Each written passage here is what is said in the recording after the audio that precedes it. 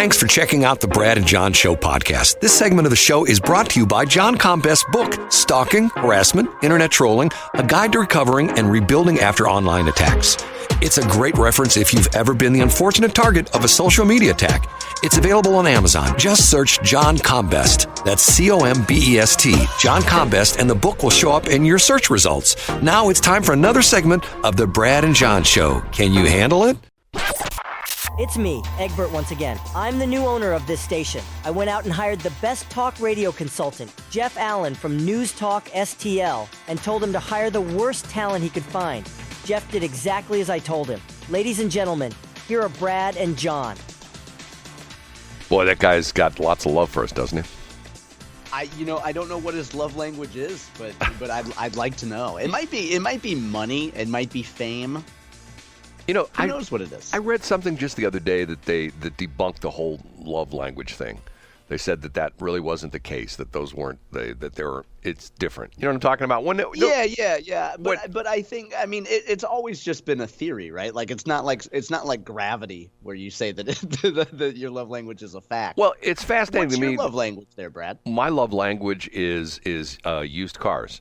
That's what you want to. Or my love language is a car that someone says, it's been sitting in my driveway for 3 years and it won't start. It's a little old lady. Let me interrupt. It's a little old lady who says, it only has a few miles on it, but I can't drive it out of my driveway. No. Most of mine have like 300,000 miles on it. And, okay. and it's not an old lady. It's somebody that says, like, my husband wants me to get rid of this car. That's the last one I got. My husband wants to get rid of this car. It's been sitting in the driveway for 2 years.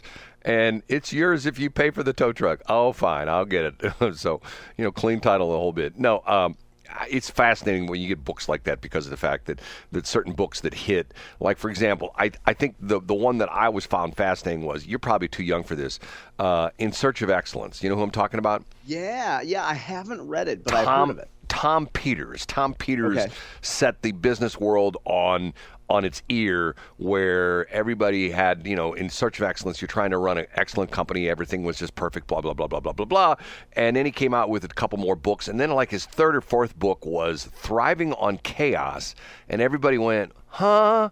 Because it was sort of the idea that the idea was, you want a disgruntled employee. You want some guy who's always complaining. You want someone who's you want the fact that there's a fire in the warehouse on Tuesday morning. You want that because it makes you a better leader and makes you a better company. And that's when Tom Peters' star started to not shine as bright, because people are going like, okay, he's jumped the shark on this one. But anyway. But you would agree with that though, Brad, wouldn't you? I have to tell you, I'm a big one on that. I'm the guy. Chaos, yeah. That's how, if you don't have the somebody kicking the tires of your process or throwing a monkey wrench in there, how strong is your process? Well, the problem you run into is, I'm the guy that they talk about, the disruptors right now in business, the Yep. Elon Musk and people like that. The big word is disruption, okay? And essentially what they're talking about is, you take an industry that's been the same for a long time, which, if you look at the car industry had three big, this is like back from, like from the 40s, 50s, and 60s and into the early 70s, because the early 70s is a distinction we have to make, because that's when some interesting things happened.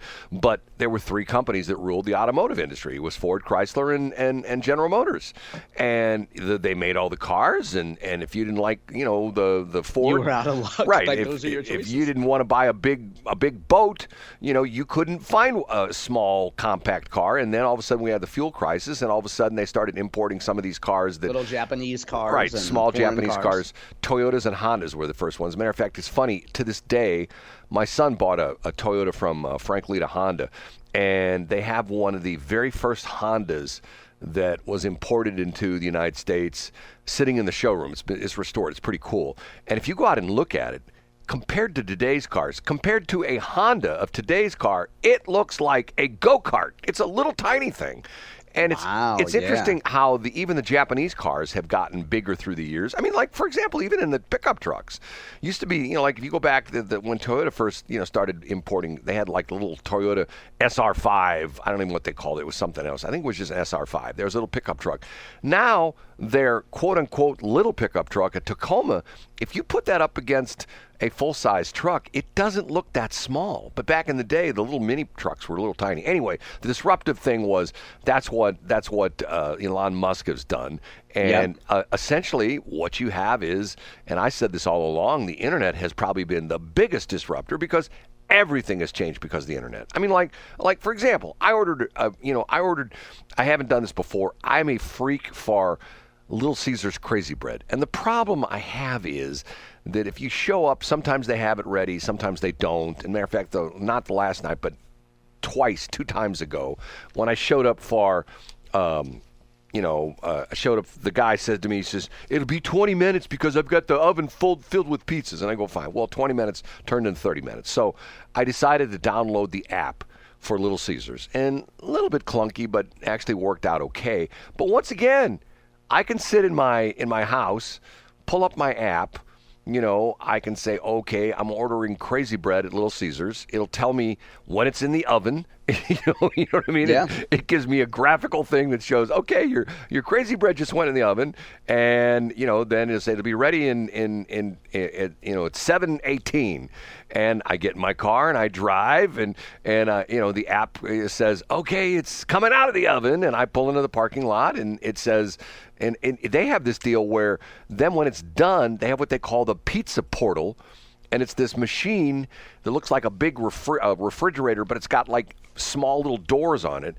And what you do is when your pizza's done or your Crazy Bread's done, it gives you a code number, and you punch this into this keyboard on the pizza portal, and the door opens for your pizza or your Crazy Bread is, and you take it out and you leave.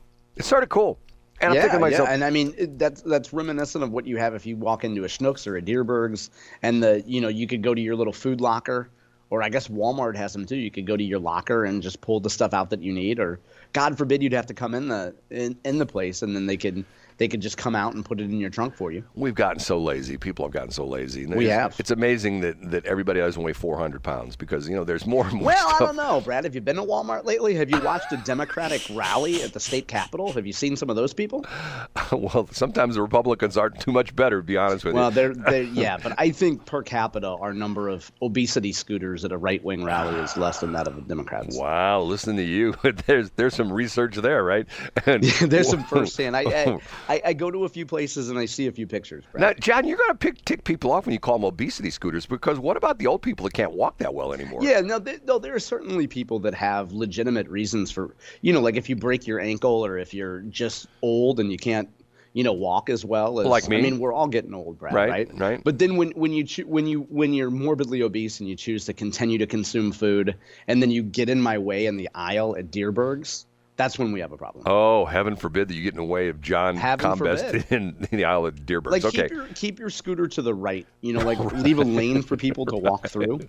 I hear It's just courtesy, Brad. Okay, Gene Carnahan story. Tell me if I get this correct. Once upon a time, we had a governor whose name was Mel Carnahan. Correct. And you know who he defeated to become governor? Who did he defeat? A guy in the Democratic primary named Vince Shamel. Really? And Vince Shamel famously called Mel Carnahan the redneck from Rolla. The redneck from Rolla. Okay, so we had, and let me see if I get all these planets aligned here. We had Mel Carnahan was the governor who decided he wanted to run for Senate, okay? Correct. And at the time, the senator who's had that seat was... Are you asking me or telling me? Well, my mind just went blank. It's John Ashcroft. No, where did what's his face come in? The guy was the U.S. rep who's now on. Jim Talent? Jim Talent. Wasn't he a senator for a while? Yeah, he was, but that's a little bit later in the timeline. Okay, but didn't he defeat Gene Carnahan or something? He did, yeah, in 2002. Okay, so Mel Carnahan was the Democratic candidate, and he was running against John Ashcroft. Correct. The incumbent. John Ashcroft was the incumbent. Both of the men were former governors of Missouri. Well, Mel Carnahan was governor at the time. So he beat John Ashcroft out. Well, correct. Actually, he didn't. But he was killed in a plane crash. If I'm not mistaken, he was in a campaign event here in St. Louis area, wasn't he? Yeah, he was either coming to or leaving an event here. I think he was leaving. He and his top campaign aide, and then his son, Randy Carnahan. Right. Because Tom is still alive. They had 4 kids. Mel and Jean had 4 kids. Right. And they took off. I believe they were leaving. And there's all sorts of different, if you go back and read the NTSB stuff, they claim that it was partially pilot error, and they claim it was also, there was instrument that malfunctioned. They were flying at night. And I believe they were flying in not so good weather. Yeah, I think so. And they crashed, and all of them were killed. So Jean decided that she was going to, and Mel was still, wasn't that the way the deal? He was still on the ballot, but they decided. Yeah, it was too late. This was mid-October, right. So it was too late for Mel Carnahan to be removed from the ballot. Right. And the Carnahan team went to Jean and said, "Can you keep the seat warm for 2 years if you win?" And she said yes. Oh, so no one hold it. Was she only in for 2 years? Yeah, the election was in 2000. And then because she was appointed to fill the seat, the election came back up and I get you. In other words, yep. Because of the fact that she was essentially, because she wasn't on the ballot, so they deemed that to Correct. be a temporary substitution. So if she won and she only got a 2-year term. That's correct. Yep. And then Missourians unelected her. And I don't mean to be rude or ugly here, but when Missourians had a chance to vote for their senator, they chose Jim Talent over Jean Carnahan. Right. I knew that. Yeah, I'm not being ugly. I'm just saying that's what happened. So now, and you worked for John Ashcroft once upon a time. I did, yeah. So when the whole thing happened, I was the most entry-level staffers for John Ashcroft in the St. Louis district office, and my territory was Northeast Missouri. So I say that I was essentially the Maytag repairman. I would set up camp in 16 different counties throughout Northeast Missouri, and have open forums where people come in and yell at me and tell me how much they hated John Ashcroft and how much he sucked. And I would sit there because I wasn't working for the campaign, but I would, be a punching bag when people were mad, and then come back to the office and highlight some of the feedback from Missouri constituents. And that was my job. Were they really mad at you? I mean, were they really mad? There were. I would say. I mean, I'm being a little bit over the top for effect, but it was an opportunity for people to come in that had, most importantly, constituent service issues. So if somebody wasn't getting their Social Security check, or somebody had a problem with even their local government, they would come in, and most folks are just looking for somebody to help them out of a situation. In most cases, the reason why I stole the phrase Maytag repairman from a man who's no longer with us named Spence Jackson, who did the same type of job for John Ashcroft back in the day.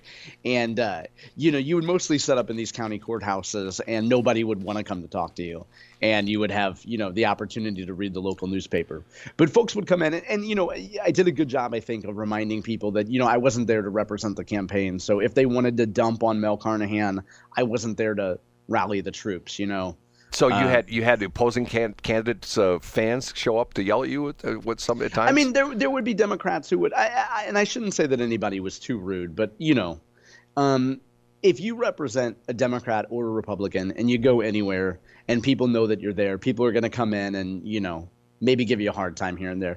By the way, for the most part, it was just a wonderful experience. I would have never gotten to see the parts of Missouri. I would have never had occasion to go to the parts of the state that I had a chance to go to. But to take the focus away from me and back to the Carnahan folks, I worked there, and I have a unique story about what happened that day that the plane went down. My boss at the time was the district director, and I won't mention his name, but folks could probably figure it out.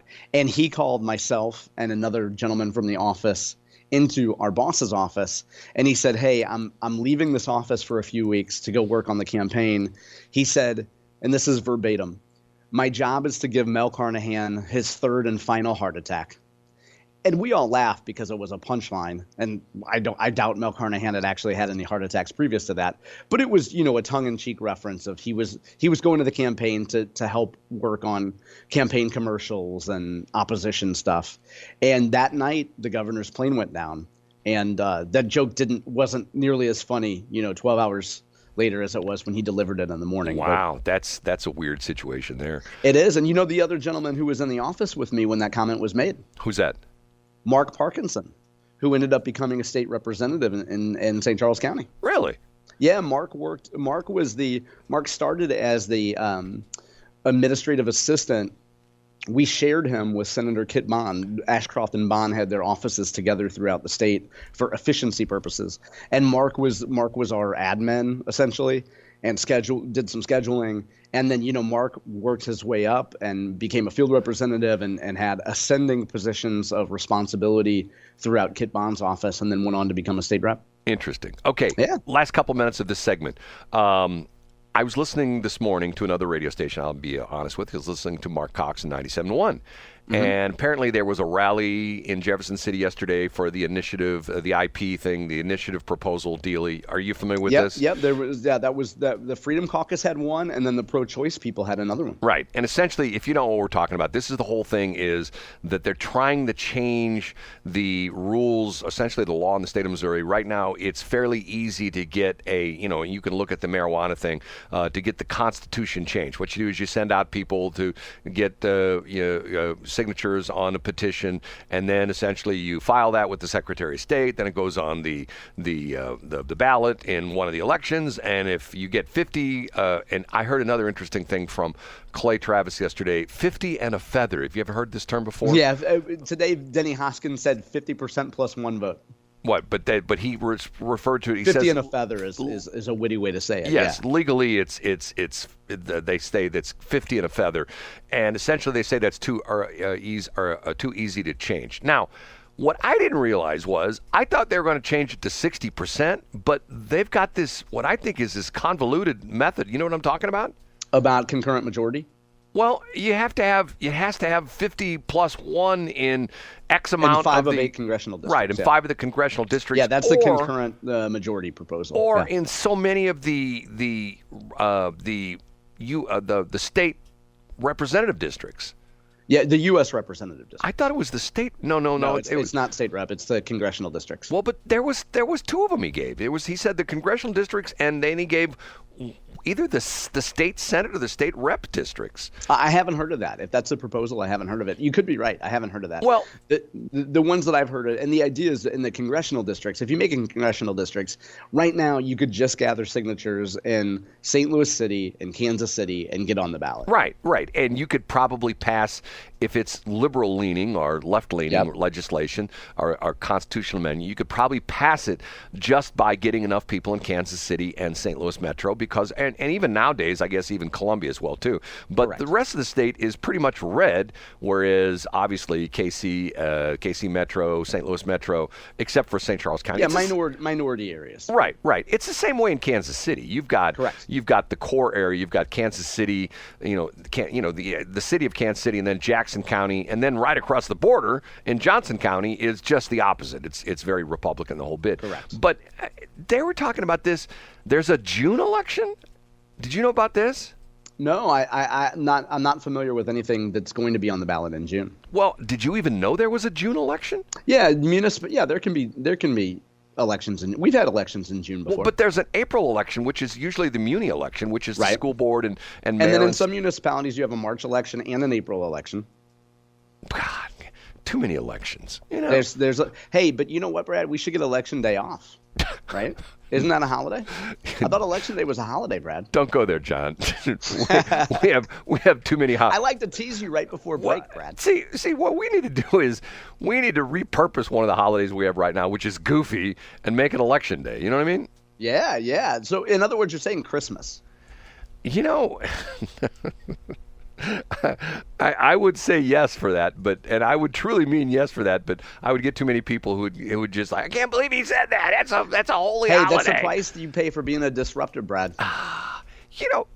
The crazy thing about this is that we have gotten so lazy. You go back 100 years and you wanted to vote, you showed up on election day. You didn't mail in a ballot. You didn't do any of that kind of stuff. You didn't show up at the Board of Election Commission officers 2 weeks before the election. You showed up on election day and you voted, You did, but you know what? That discriminated against people who didn't have a horse or a Model T. It discriminated against people who, might not have had legs, Brad. And they didn't even have mobility. They didn't even have mobility/obesity scooters then, Brad. How are you supposed to get in the polling place? They used to have steps back in the day, Brad. Why don't you show a little bit more compassion? John's stirring the pot. Yeah, exactly. They, now the buildings have to be disability accessible. And back in the day, you go into any of the buildings, they got 14,000 steps to go up to the building, right? That's right. Okay, because remember they talked about the courthouse steps, and there was a reason for that because all courthouses sat above ground like that. Yeah. Okay, we have to take a break at 7:43.